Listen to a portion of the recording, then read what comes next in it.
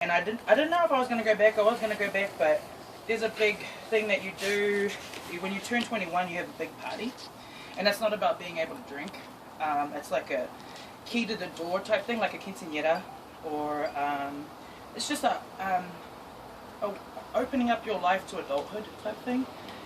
And so when I went home after being here for a couple of years, I had my big 21st. And instead of getting a key, because you're supposed to get a key to the door of adulthood, and it's like a wedding, you have a big top table, and your family buy you microwaves and all the things that you're supposed to get when you grow up. My mum, instead of buying me a key, she bought me a paddle. And she bought me a paddle. She didn't buy it, she got my cousin to make it. But in Māori culture, carving is really important. It's called whakairo, and it's a big part of our culture. So she got him to carve one, and the way that my people got around old days was they paddled.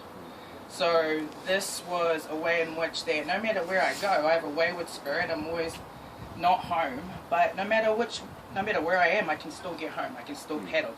Even if I have a little paddle, I'm gonna get home. And this is my connection to home, and that's one thing that my mum did for me before I left, and I haven't gone back since. That was the longest time I went home, was for 6 months.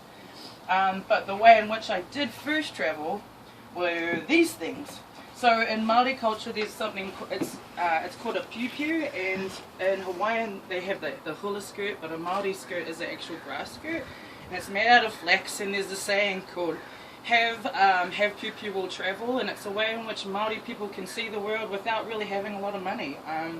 I did a lot of dancing growing up for tourists from the age of like 10, and so that was my platform to leave New Zealand and still be an advocate for New Zealand culture. And so I did that when I was 18. I did it for 2 years, and I traveled around the US. I lived in Canada and in New York, wherever the work was, festivals, theatre and education shows, stuff like that. That was tea. I was just driving, singing and dancing for people, teaching people about New Zealand. So I'm going to do a dance for you guys. Yeah. These are called poi, not fire poi. Fire poi is not no which way Māori. They were traditionally made out of a bulb, of like flax bulb, or just depending on what kind of flora and fauna was around. And they were used to create dexterity in the wrist. So both, you can do it with two hands. So it was, yeah, dexterity in the wrist for weaponry and stuff like that. And then it just developed into something where, I don't know how it turned into these. It just was all supposed to be this. It was all for exercise and to be able to do this with a hand club and take someone's head off, essentially, because it was all hand-to-hand combat.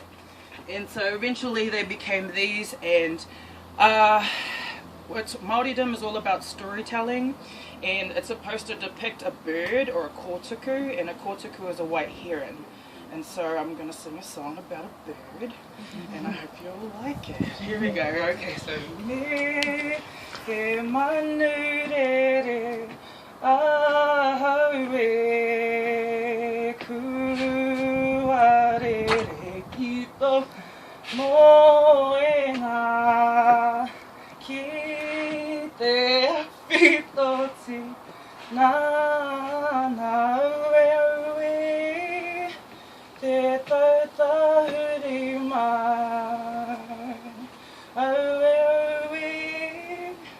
te tautahuri mai aue